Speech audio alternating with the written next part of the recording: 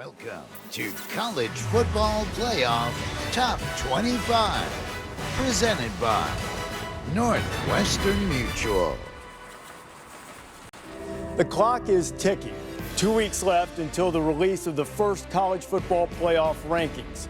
2 weeks to remind us that danger lurks at every unexpected corner. Think about the last two Saturdays. Georgia got cold-cocked.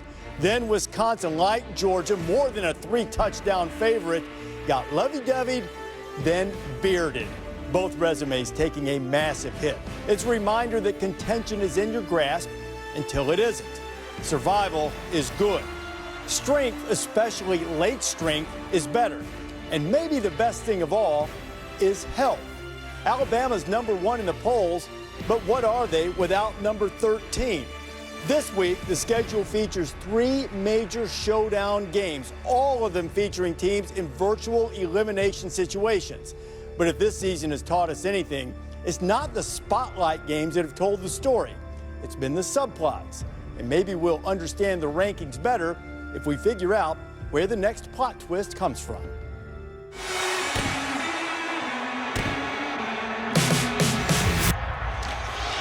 That was ugly. Spectacular! Jalen Hurts! Jaw dropping. Odell Beckham impersonation. Virginia Tech has won it in 6 overtimes! Is it caught by Ross? It is for a touchdown! Coming with Aikman.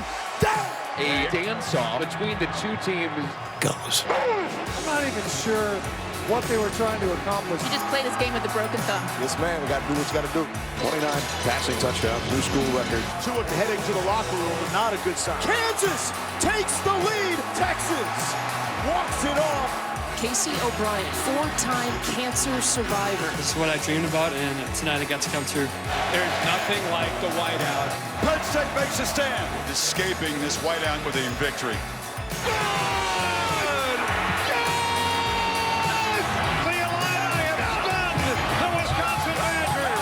This is our signature win.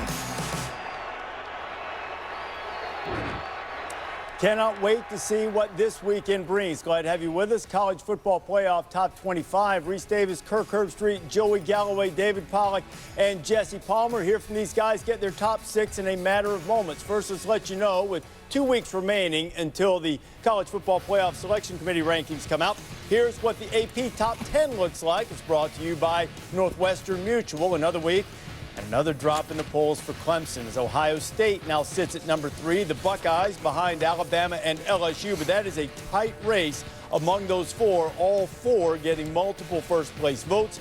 Notre Dame and Auburn with huge games this weekend in the top 10, and Georgia still hanging on at number 10, having a week off after beating Kentucky. So let's see. You saw what the AP looks like. Kirk, what does your top 6 look like? Well, it hasn't really changed much from the last couple of weeks. I still have Ohio State at #1, in my opinion, the most complete, most consistent team. Only team that ranks in the top 3 in both scoring defense and scoring offense, outscoring their opponents on an average of 49-8. I have LSU up at 2 this week, just consistently showing that they arguably have the best offense in the country with what Joe Burrow's doing. Alabama at 3. We'll talk more about that Tua injury in a little bit. Clemson rounds out my top 4, and I have Oklahoma and then Penn State as my next 2, kind of knocking on the door. And mine's not going to be much different. When you look at the top, though, Ohio State, to me, every time I watch them, man, offensive, defensive lines, playmakers, galore, taking care of business week after week. LSU, nobody's accomplished more in the country, continuing to look good. Clemson, I got up to 3. Alabama down to 4. The Tua injury, I'm not going to lie, is in my head. It's 100% a part of that ranking, and him moving forward now after having surgery and trying to come back and be the same player, I got to see it, and I want to see it long term. Oklahoma 5, Penn State 6. I'm going to go ahead and keep Clemson at #1, even though I do know from working with Jesse Palmer that the Trevor Lawrence interceptions are a huge, huge concern for him. I'm a little bit concerned, but they remain #1, defending national champion. They're undefeated. They blew out their last one, even though Trevor Lawrence threw a couple bad interceptions again. LSU is the team that should be making an argument to be #1 in the country because of their top 10 wins and the way they've done it, the way they look different on offense. They've been very impressive, but I got them at #2. Alabama, Kirk, you mentioned it. We'll talk about the Tua injury. They're #3 for me. Ohio State, going into a weekend where they play Wisconsin. It'll be the best team they played. We get to see this team get to see a real physical challenge and a team that is going to come in and try to run the football and play a physical defense. That'll be fun to watch. Ohio State at number 4 for me. And then on the outside looking in, Oklahoma at 5, and then Penn State coming off of a huge win against Michigan at home. And now this week playing Michigan State, they're sitting at number 6 for me. So Joey just buried the lead for me. No drama, no suspense. We know what happened to Clemson on my top 6. I've got LSU slid up to number 1, guys, and we know about the resume, and Joe Burrow to me is the Heisman front runner. I was really impressed after that emotional win against the Gators. They didn't have any emotional letdown on the road at Mississippi State. I've got Ohio State at number 2, beating people by 42 points a game. Alabama at number 3, Oklahoma at 4. I am now officially concerned about Trevor Lawrence and the carelessness and these rogue mistakes that happen 2 to 3 times a game. It may not cost them against a team like Louisville, but I think down the road, if they played any of these top 6 teams, I think it would. And I've got Penn State at number 6. Love the defense. And I'm a big Sean Clifford fan as well. He's been sensational. But, Jesse, this is what Clemson does. Clemson peaks later. They kind of find themselves, they make mistakes, make you question them. Kirk's brought up on game day the comparison between Trevor Lawrence's numbers and Deshaun Watson's in that national championship season. So obviously you're concerned about that. But I think more people are concerned about the fact they're a bad 2-point conversion play call by North Carolina away from actually losing a game against North Carolina. How much does that factor into where you have Clemson? It does as well, that game against UNC. And I think you could look at it from another angle, too. You could say, well, even with all these Trevor Lawrence interceptions, they still beat a Louisville team that was 4-2, 45-10. But Trevor Lawrence reminds me a lot of Sam Darnold, man, where 95% of the game you're going, that is the first pick of the 2021 draft. Beautiful. 2 to 3 plays, you're left scratching your head. And of the other teams in my top 6, their quarterbacks are not making the same careless mistakes that Trevor Lawrence is, going rogue, throwing to guys that aren't in his progression, throwing into triple coverage. I just think down the road against a very good team, I think it is inevitably going to cost Clemson and catch up if he doesn't get these out of his system. So not the Sam Darnold from last night that was throwing picks left and right. That wasn't as good of a look. You know who's so excited? College. You know who's so excited about this, by the way? Clemson, Dabo Swinney just keeps they play the underdog role better than anybody, and this is just more fuel to the fire. Like literally, everybody's disrespecting Clemson, moving him down, questions about Trevor. I do like that he challenged, by the way, Trevor Lawrence on the sidelines and got in his face. I do like that. He does have to take care of the football better, but again, if we were starting to put a bracket together and we were starting to go, who can Clemson beat? Clemson can beat everybody, and that's what we all know, but they have struggled at times offensively, Kirk.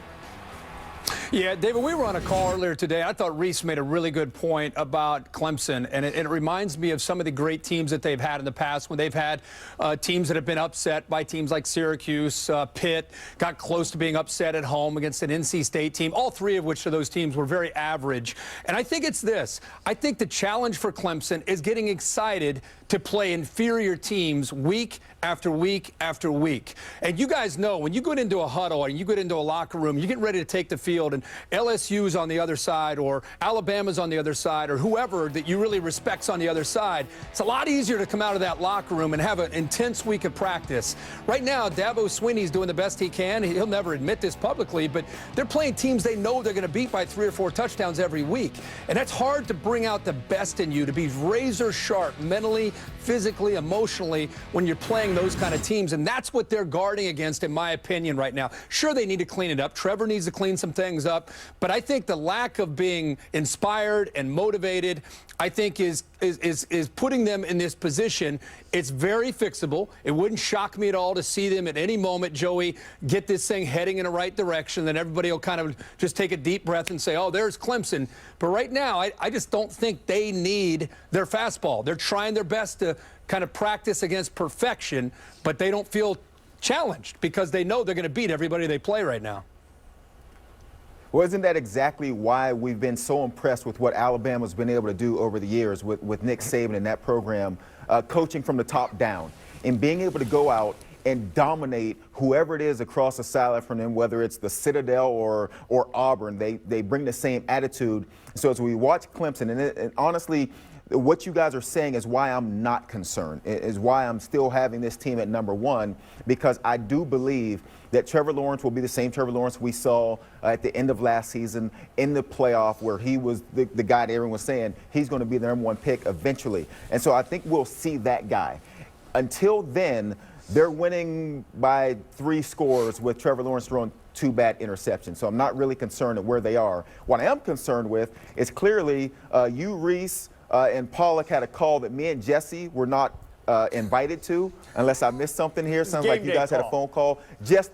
Hey, Jess, did you get that phone call? Because I seem to have missed that call. Lost my number. I wasn't on it either. I wasn't on it either. It's just those two. That's just great. Sometimes we have to do some planning to try to shape the narrative and talk about what we ought to be talking about here. You know? Reese is more of a FaceTime guy anyway. We got it. We got it. That's perfect up there, big fella. Just perfect. Joey, to your point about Alabama playing to a standard, that's what I like best about Ohio State. It's why I have Ohio State number one. Their strength of record, and that metric, how well you've done against your schedule, is just 6. Their strength of schedule is fine. It's not great. But they have made average to decent football teams look awful. And it's because they have played to their standard every time they've taken the field. That's why I have them on top. What's crazy about that is their first quarters haven't been that great. You know what I mean? Like, you watch them against some of the teams they played, and it'll be a 7-3 game, and they'll start it a little bit slow, and then they'll score 28 in the second quarter, and then the game's over. But they have been, guys, I think we all have to agree, and you could say, well, they haven't played anybody, but they've been the most consistent, and nobody's really been in a game with them. And it's every phase. It's offense, Joey, it's defense, and even special teams. And I said at the beginning of the year when we've been around this team, they seem to have a collective chip on their shoulder about all the talk about what are they going to do without Dwayne Haskins, what are they going to do without Urban Meyer, and they've really played with that chip now for 7 games. They really haven't, and it's really been fun to watch this Ryan Day team come into its own, especially from the defensive side. And I've had a chance to be at a number of practices through the spring, through the summer, into the fall, and it has been fun to see the attitude of the defense change, the offense get around Justin Fields, and Justin Fields develop into a leader. I do think it matters, though, who you play as far as Ohio State is concerned, for one reason, and we've seen it in the past. The Big Ten will be different than anything Ohio State. Let's just say they run the table. They will not have seen a team that is like one of the teams they'll see in the playoff. And so they will all of a sudden jump to a different speed or level of game than they will see playing a Wisconsin or playing a Michigan State or even playing a Michigan team. Now, Penn State's a little different. They have some team speed. They're athletic. I think that's different. But if I'm Ohio State, absolutely love what they've done so far. I want to see them this weekend against a physical Wisconsin team. But again, moving forward, I think the fear is if they get in the playoff, then they're going against a team that's a lot more athletic than the teams they see in the Big Ten. And they're a motivated team regardless of who they play. And I think Kirk was just talking about this a little bit. You know, we just talked about Clemson maybe not always being motivated to roll out their A game week in, week out, knowing they're talented enough to win. It doesn't matter who Ohio State plays. They're probably the closest to me of playing close to their A game week in, week out. And Ryan Day needs to get a lot of credit for that. But I look at them positionally across the board. And David talked about this a little bit earlier. You look at their group of running backs and receivers and their offensive and defensive lines. That guy right there, number 2, to me, is the most dominant single player in college football, Chase Young. Their linebackers are playing better than they were a year ago. They've got NFL talent in the secondary. Just find me a hole in this Ohio State roster. Justin Fields continues to progress, and it continues to get better. So I finally can't wait to see what happens this upcoming weekend at noon at home against Wisconsin. Really their toughest challenge to date. Well, and you think about last year, this team never lacked talent. This team never lacks talent. It's always one of the most talented teams in the country. But you could tell, man, last year it wore on them. All they did was answer negative things all the time about their coach, and it was always about their coach. they look different. They look like they're having more fun. They look more relaxed, and all the talent is showing itself, and the offense looks like a Ryan Day offense. It looks nothing like the past. I think y'all know how it is, man. When you answer questions all the time that are non-football, it's daggum exhausting, and you get so sick and tired of it. So I think this is a team that you can tell they're just playing for each other, and they're not playing for anything else. They don't have to answer dumb questions repeatedly. Yeah, David, not only not having that negativity, but they have a defense now. I mean, last year they were counting on Dwayne Haskins in that vertical passing game and making big throws. Now they can run, they can throw, and Rece, they're playing defense at a championship level. And you know what? There are 4 teams in the country that are in the top 10 in offensive and defensive efficiency. 3 you would expect. Ohio State is 1. Alabama, Clemson are there. And Wisconsin. That's who Ohio State plays this weekend. But, of course, then again, only one of those 4 teams lost as a 30-point favorite to Illinois.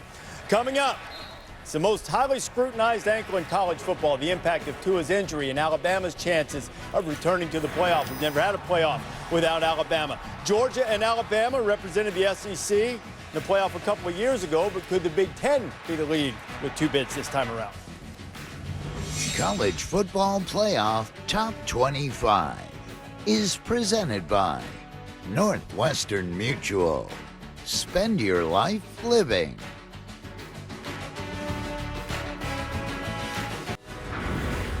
You're watching College Football Playoff Top 25, presented by Northwestern Mutual. Same surgery as last year, different ankle for Tua Tagovailoa. He had a tightrope procedure done on his ankle, going to miss the Arkansas game. Basically what happens, the tibia and the fibula separate, and they pull them apart, pull them together with a string to put it back together. But that does not put together Alabama's playoff hopes yet. You know, the surgery was successful. There's no real timetable, you know, for his return, but the expectation is he will be non-weight bearing for several days, and then he'll be able to come back as his rehab allows him. So we're hopeful that, you know, in a 10-day period, he'll be, you know, back being able to do pretty active type rehab, and we'll see how it goes from there. But these things are pretty unpredictable at this point. Tua was back in 4 weeks for the playoff last year, and in the meantime, Mac Jones will step in and start for Alabama. You realize in the entire Saban era, this will be the first time his starting quarterback has missed a game due to injury. See who Mac Jones is there. He comes out of the bowl school. Before we get to Mac Jones, Herbie got a quick trivia question for you. Who is the most famous athlete ever to come from the bowl school in Jacksonville, Florida?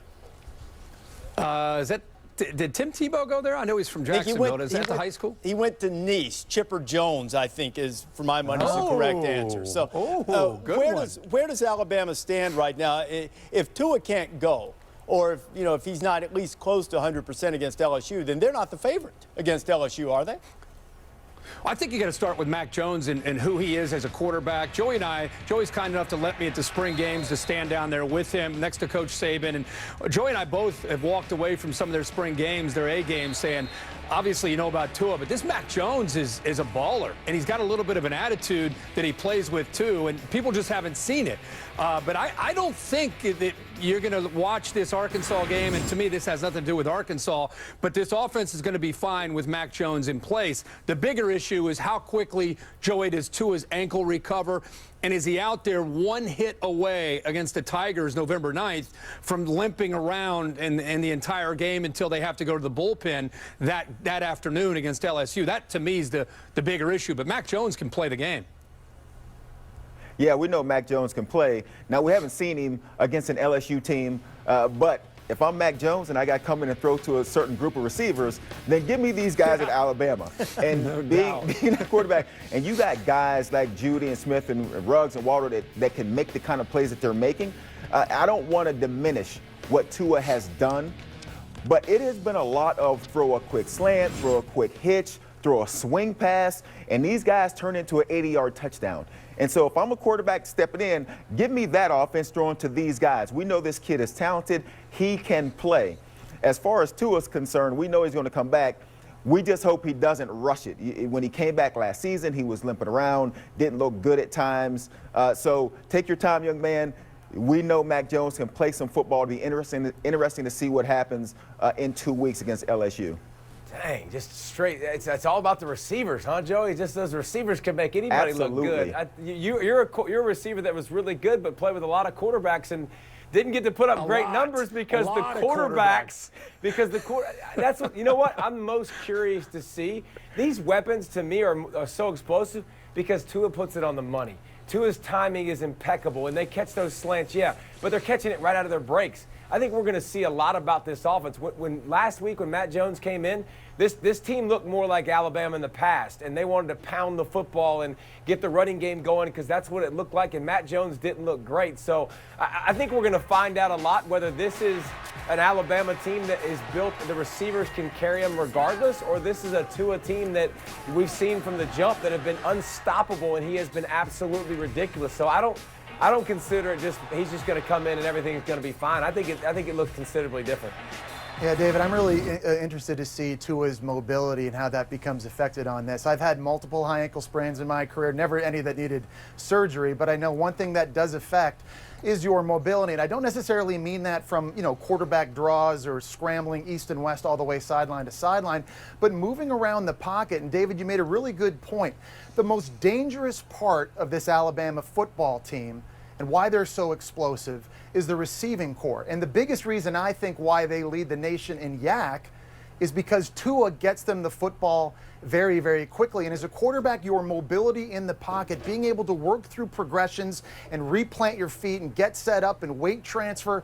And it sounds like little minutia, but that stuff is very, very important, and it gets affected when you're playing on a bum ankle. I don't think this team can beat LSU or Auburn unless Tua is A, in the game, but B, playing at a very, very high level. That's how important he is. So we talked about it. It's one of these injuries that's easily re-aggravated. You need one guy to fall on your leg or on your ankle in the pocket, and all of a sudden you're back at square one again. So this will be really interesting to see the timetable for when Tua comes back and how close to 100% he is when he's back on the field. That's the one interesting thing, Jesse, about this type of surgery. Now, it doesn't mean you're back to full mobility and full health, but you're supposed to be immune from re-injuring that particular thing. Now, because your mobility is limited, you wonder if it leaves you more vulnerable to something else. And Mac Jones will get the first shot, and it'll also be interesting to see how much Tagovailoa plays this week.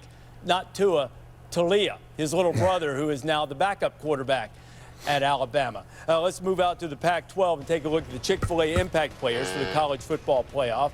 Man, what a performance, particularly late from Oregon's Justin Herbert, coming up big in that victory on the road against Washington through 4 touchdowns, trailed for much of the game, made clutch plays from 4th down. And Utah's Tyler Huntley, he's having a really good year, ranking 5th in the country in total QBR. They took care of business against Arizona State this week, and it appears that these two are on a collision course, perhaps, for a showdown in the Pac-12 championship game. David, what are you looking for from Oregon and Utah down the stretch here? Well, you know, it's interesting. I think we gave a lot of props, rightfully so, for Oregon's numbers. They didn't look near as good against Washington. I want to continue to see that. But I tell you what, Justin Herbert, he's a guy that we talk a lot about and we brag a lot about, and he made some big plays, but can he make those plays against Utah? You know, you saw USC have a bunch of success. Can it be on time? Can it be deep balls? Can it open up the field? I think both these teams are really, really good. I think both these teams are really, really sound. I think it's going to take a lot for these two to get back in the playoff conversation. But to me, it starts with Herbert. Herbert has to be able to make plays consistently, not just occasionally. Kirk, he's been there a long time. He's been their leader for many, many years. He's got to play like it, snap to snap, whistle to whistle, and throughout a whole game. Yeah, without a doubt. David, you say it's going to maybe take a lot for them to get back in the discussion. See, I would disagree with that in relation to Oregon. Oregon traveled across the country and took on an Auburn team from the SEC, went toe-to-toe, controlled most of the game until Bo Nix made a play late in the game. What if they would have played Weber State? What if they played Montana and Nevada? What if they would have taken a gimme and won that game and they were undefeated? Would we be talking about Oregon in a different light coming off a win in Seattle against a pretty talented Huskies team? I think we would. They wouldn't be ranked 11, I can promise you that. So if we're going to punish them for traveling across the country, Jesse, and playing in a game where they lose 27-21 against a pretty good Auburn team, that's sending a message to athletic directors and head coaches: never schedule a good opponent, because the goal is to stay unbeaten. It's not to play a good opponent and be rewarded for that, for being competitive. Stay unbeaten, and you'll stay in the discussion. I think that's unfair. I think this Oregon team is different than they've been in years past. I think Mario Cristobal is doing a very good job. They're physical on defense. Herbert with a big win last week, showing you he can do it when the games really are on the line. So I still think Oregon should be in this discussion, and I think that Auburn game has a lot to do with their, with why they feel that they deserve an opportunity to be in the discussion. Yeah, Kirk, and I think they should get credit from the committee, too, because they were winning that game with 9 seconds to go. They were in control of that game against Auburn right up to the very end. I guess I want to know if Oregon's defense is really legit. And we all talked about it on the show last week. The previous 5 games, they allowed only 1 touchdown. They played a really good and explosive Washington offense with Jacob Eason. They gave up 3 touchdowns in the first half, gave up a lot of explosive plays. So when we talk about complete teams, we know about Justin Herbert and what they're doing. I want to see defensively if they can get back to playing that sound defense. And they're going to have some tests coming up against the passing offense and Anthony Gordon in Washington State. At home, they got to go to USC with those receivers and their passing attack, and a talented true freshman quarterback in Jaden Daniels down the road. Maybe Utah in the Pac-12 title game as well. Listen, it's important this defense keeps playing well, Joey, because we know Jacob Breeland now gone for the rest of the year. It's not going to be as easy for Oregon to score week in, week out. Their defense has to play at a high level every week. Yeah, the Pac-12 is still in the mix. I do believe they need help. I don't think it has to be anything crazy. We've seen in the past couple weeks, crazy is already starting to happen, with Georgia losing to South Carolina, Wisconsin losing to an Illinois team that nobody ever saw that coming.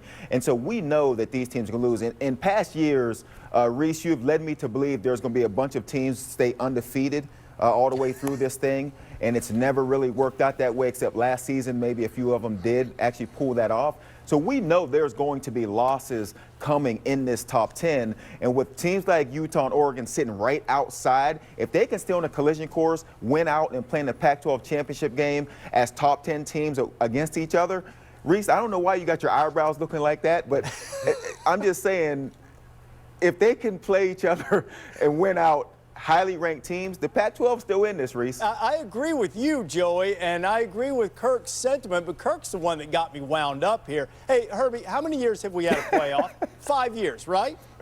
5, yeah. 5 years. Okay. 2 of those years. And the committee's honored that. The committee has honored that. 2 of the years, they've honored that. At least you could maybe even argue 3 with Ohio State in 2014, but certainly 2. The Oklahoma-Ohio State series helped determine the playoff. So why are you getting on them? I'm not dogging the committee. I guess I'm not dogging the committee because, we're sitting here twirling our thumbs until they come out with some real numbers here in the next couple of weeks.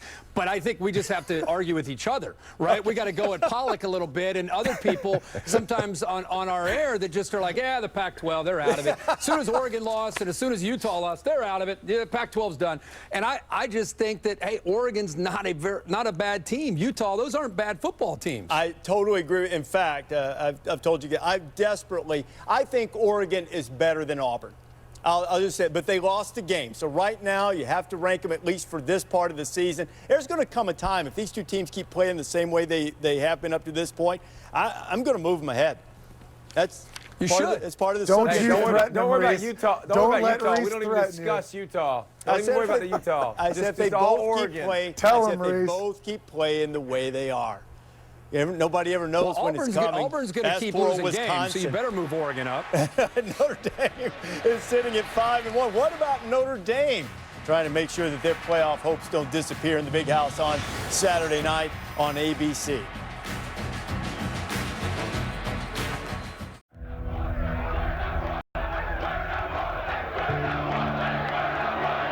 We're the best football team in the United States.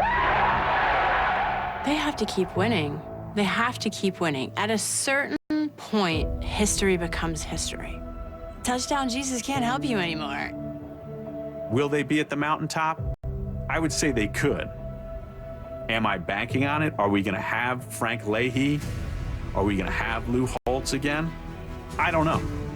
The entire sport is better when the Blue Bloods are at their best. Montana going long. And Notre Dame is one of those Blue Bloods. Touchdown. Notre Dame sparks passion and energy across all fan bases. There's no question in my mind that college football is better when Notre Dame is better.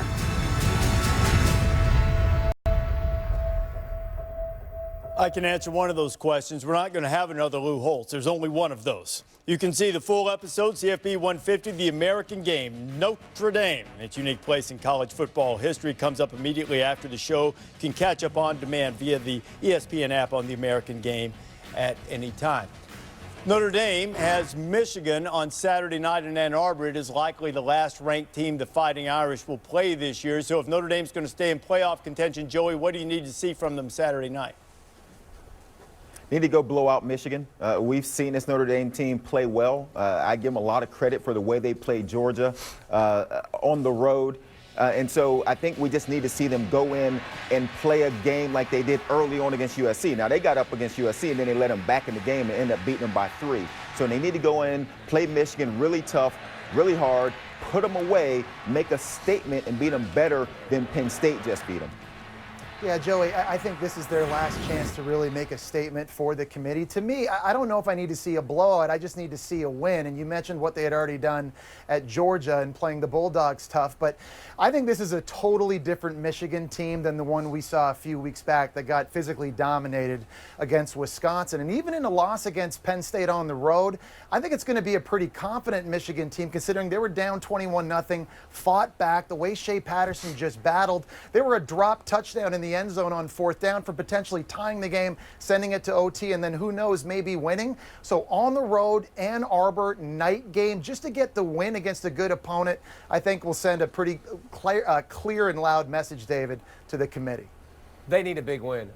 You know, every time we talk about Notre Dame, I think what comes up is the close loss to Georgia, and that's their biggest win of the season thus far. And there's not much left on the schedule, guys, that we're going to point to, but I do agree that Michigan played better, and you saw more of a pulse offensively. And this Notre Dame team has been just as bad as we talk about Harbaugh the last several years on the road. Notre Dame has been equally as bad. They have been really bad going to other places and winning against ranked teams.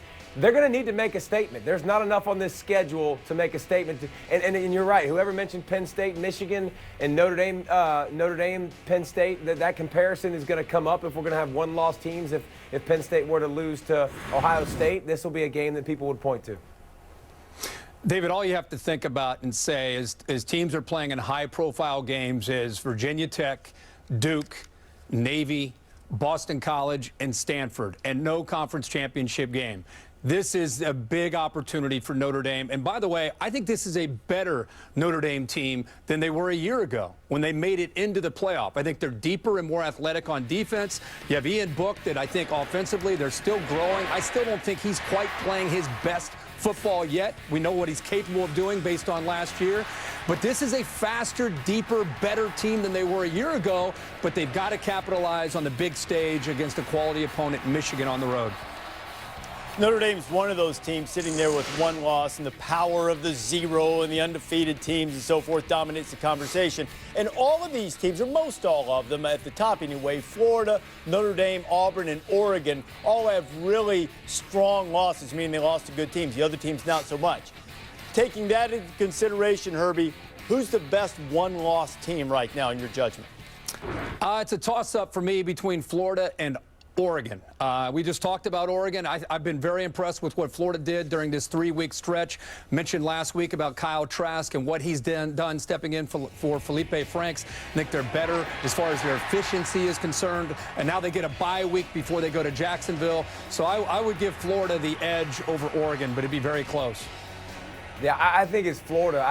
I've seen Florida mature in the passing game and the explosiveness on offense, and it's just been they got a lot of weapons out wide, and Kyle Trask is using them. Listen, I think they'll get healthier with the bye week. Grenard will be back. Zuniga will be back. That defense will be back to what we saw more early in the year. But, you know, I give the offense and the offensive identity and playmaking and big playability to them over an Oregon, to them over a Georgia, to them over an Auburn, coupled with the defense. I agree with you, David. I like this Florida team. Very impressed with what they were able to do on the road at LSU. I mean, they had to lead in the second half, and then they gave it up. I mean, but you're talking about a defense that completely shut down Auburn and took Auburn out of what they were doing well earlier in the season. And so when they're healthy, which they should be in a couple weeks here when all their guys should be back, I am impressed by this Florida defense. I've been impressed by what Trask has done this season, stepping in. And to think that Trask threw for more yards than Joe Burrow did in that LSU game, the same amount of touchdowns. He was the question mark. Could he step in and fill in for Felipe Franks and this offense be good? Well, they've been better on offense with him in there. And so I think Florida right now is the best one-loss team. But, Kirk, I do respect Oregon. I just have more trust in the defense of Florida when they're healthy. And, Joey, whenever we talk Florida, by the way, team. I said Florida. Well, you picked two, Kirk. You picked two teams. They threw video of Oregon, you got but Oregon. I did say Florida. You said it was a toss-up. I did say Florida. I think whenever we talk Florida, guys, the first thing that comes out of your mouth is defense, dominant defense. I think what makes this Florida team better this year, to me, it's the most dangerous offense I think they've had since 2009. And Tim Tebow, think about that. And we talk about Kyle Trask and the quick decisions and the accuracy, whether it's good weather or bad weather. He threw it 33 times against South Carolina in a downpour, and the toughness he's shown with the knee injury against Auburn, coming back and leading them to a win. But look at the group of receivers and tight ends, Pitts, and running backs they have. They've got legit home run hitters across the board. And by the way, they're about to get their most dynamic player back, Kadarius Toney, against Georgia in the biggest game of the season so far in 2 weeks. So the offense to me is what makes them different. The fact that they beat Auburn, who Oregon lost to, I think gives them an edge over the Ducks for me right now. Of course, they beat South Carolina without their two starting defensive ends who just beat Georgia. So to me right now, the best one-loss team is the Gators. Jesse, I think it's a great point about the offense of Florida. I'm sure that there are play callers in the country who are Dan Mullen's equal, but I'll take him up against anybody. I think there's no one that is clearly better. He has a great sense of timing, whether it's a trick play or setting up a play and so forth. And it's benefited the Gators greatly a couple of times when they couldn't block the opposing offensive or defensive front, especially in that Auburn game. Or having the receiver blocked down when the guy's running out for a route. Don't forget about that. Well, I know that's true. Held him for 40 yards. 2 SEC teams in the playoff. Maybe that's not the same foregone conclusion that you would have if you said 2 Big Ten teams in the playoff. This is College Football Playoff Top 25, presented by Northwestern Mutual. When I was on the field, I was doing it for every single kid who dreamed of playing. Nick Saban's chasing perfection, and it's something unattainable. And I know it's a game, but the Iron Bowl is not just a game. You made one play in the Iron Bowl. Oh my God! Davis is going running all the way back! You'll be remembered forever. All we got is each other, that's all we need! Touchdown! Streak's over. Kentucky! We broke it. Finale of Saturdays in the South tonight on the SEC Network at 9 o'clock Eastern Time. It includes an examination of Nick Saban's success, not only at Alabama, but at LSU. That's coming up at 9 o'clock Eastern Time. Multiple teams to the playoff, according to our All-State playoff predictor on the subject of the SEC. As you might expect, the SEC has the best chance of doing that. The Big Ten's chances took a big hit when Wisconsin lost to Illinois, but still the Big Ten has an opportunity. And Kirk, as you look at the schedule, particularly next month, everybody knows about the Alabama-LSU thing, and people have been talking about the potential for the loser to still get into the playoff. I would argue that the same is true for the Ohio State-Penn State game. If it's a tight game, if it's well played, and it's a close loss, the loser has a pretty good playoff resume too. Well, and the thing to remember here for all of us is the committee has a willingness to put 2 from one conference in. We've seen them do that in the past. I think it takes a very, very unusual set of circumstances. It's going to take chaos, which we typically have, and upsets along the way. But yeah, you could, it's, as we sit here right now, it's early enough in the season that you could make an argument for, hey, what if Ohio State and Penn State, the loser of that game in a very hard-fought game, ends up winning the rest, and they're sitting there with one loss? Same as you said with Alabama and LSU. You can't see the winner from the East and a team from the West in the SEC getting there, Joey. I think if it happened, it would have to be the loser of the Alabama-LSU game winning the rest of their games and losing that game in a close fashion. I think the problem when you talk Alabama is who would be their signature win You know, if you look at their schedule, it's not a great schedule. They do have Auburn on that schedule. They do have LSU on that schedule. If they lose to LSU, I don't know who that signature win is going to be. But quite honestly, when you look at the ACC, Clemson, the defending national champ, they go undefeated. They're getting in. It would be crazy not to have your defending national champion undefeated not get in. And then look at Oklahoma in the Big 12. The gap between Oklahoma and the rest of the Big 12, to me, is so wide. I can't imagine Oklahoma not winning the Big 12 and not being undefeated. So, David, that's only going to leave 2 spots out there, and it's not going to be the Big 10 and the SEC, one of those conferences getting left out. So I'm just letting you know now you have 2 spots to work with. So we're back to the BCS. We only got 2 spots to pick. Okay, not 4. You know, listen, LSU and Alabama game means a lot on so many fronts. If LSU loses a close game with what they did out of conference, do you really think that they're going to be left out of the college football playoff? I don't think so. I think they would be in.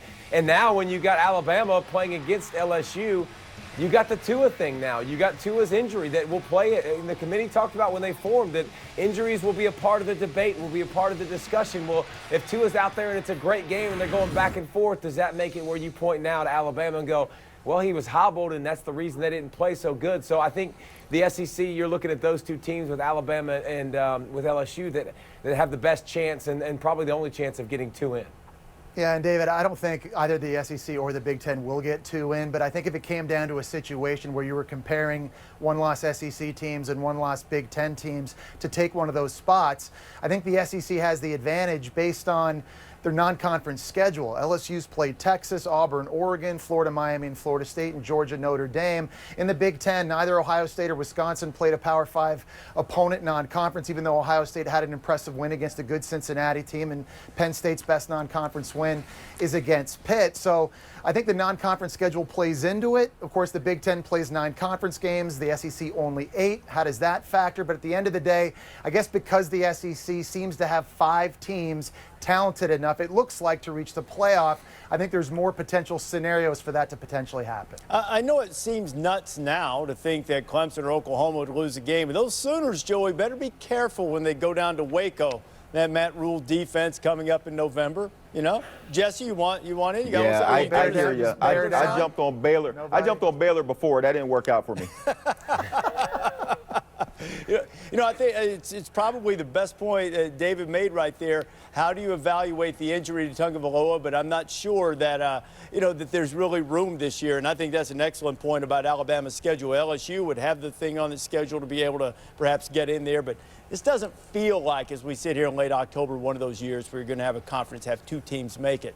The exclusivity is part of the beauty of the 4-team playoff up to this point. Let's take a look at today's PlayStation Player Impact Rating. A couple of players from the SEC and the Big Ten having great teams. Jerry Jeudy of Alabama, one of just 9 players with a 99 rating, while Justin Fields of Ohio State, a 97 rating. That is best among quarterbacks in the Big Ten. Still to come, we have some big-time ranked versus ranked matchups coming up this weekend. Which one will have the biggest impact on the playoff picture? Still a couple of weeks away from the initial release of the playoff rankings. And in the ACC, Virginia, leaders in the Coastal, though I'm searching the storage areas here in the studio to find my old ACC Wheel of Destiny, figure out what's going to happen in the Coastal. Virginia and Louisville, 3:30, and then number 4, Clemson against Boston College in Death Valley. Tell you what, Boston College better bring a meatball hoagie because it is going to be a long night in Death Valley.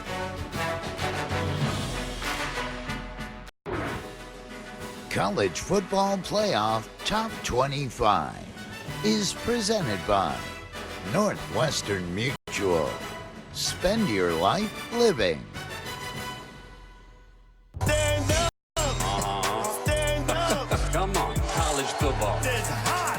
Oh yeah, what a good call. Come on. Stand up! Here we go! Stand up! Here we go! Oh yeah. The biggest marquee game every week on College Game Day.